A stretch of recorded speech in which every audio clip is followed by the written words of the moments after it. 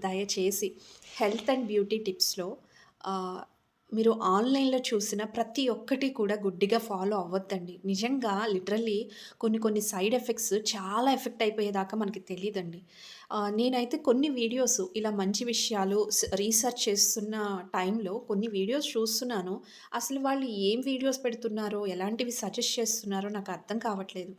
నార్మల్‌గా మనం హెయిర్‌కి వాడుకోవడానికే లైక్ షాంపూస్ కానీ, ఇవన్నీ కానీ పారాబిన్ ఇవన్నీ ఇంక్లూడ్ అయ్యి నంబర్ ఆఫ్ కెమికల్స్ ఇంక్లూడ్ అయిన షాంపూస్‌నే అవాయిడ్ చేయాలని చూస్తున్నాం.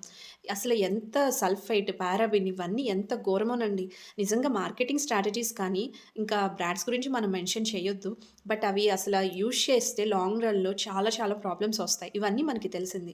అలాంటివి వాటిల్ని తీసుకుని డైరెక్ట్ ఫేస్‌కి అప్లై చేయండి. మీ ఫేస్ ఇలా ట్యాన్ పోతుంది, ఇలా అయిపోతుంది, స్మూత్‌గా లైక్ ఐ డోంట్ నో ఇంత కలర్‌ఫుల్‌గా తయారవుతారు. షాంపూస్‌తో, వాటిలతో, వీటిలతో ఫేస్‌కే అప్లై చేయడం ఏంటండి నాకర్థం కావట్లేదు. ఆహ్, ఐ డోంట్ నో మరి ఇది ఎంతవరకు కరెక్టో. నేనైతే అగ్రీ చేయట్లేదు. బట్ వీడియోస్ చూసిన తర్వాత నాకనిపించింది. మనం ఒకటి సజెస్ట్ చేస్తున్నప్పుడు లైక్ అలాంటివి మనం నిజంగా వాడొచ్చా? ఇదిలో ప్రాబ్లమ్ ఉందని తెలిసినప్పుడు మనం ఇంకొకళ్ళకి సజెస్ట్ చేయొచ్చా? అన్న ఫీలింగ్ నాకైతే కలుగుతుంది. సో, దాని గురించి ఎవరిష్టం వాళ్ళదనుకోండి. బట్ నేను చెప్పేదొకటే. సో, ఎవరైతే ఆ వీడియోస్ చూసి మీరు ఫేస్‌కి అలాంటి పారాబిన్స్, సల్ఫైడ్స్ ఇవన్నీ ఉన్నవి డైరెక్ట్ అప్లై చేసి ట్రై చేద్దాం మనం వస్తుందేమో అని ఆశపడి చేస్తున్న వాళ్ళు మాత్రం దయచేసి ఒకటికి 2 సార్లు ఆలోచించుకొని మాత్రమే మీ ఇష్టమండి ఇంకా.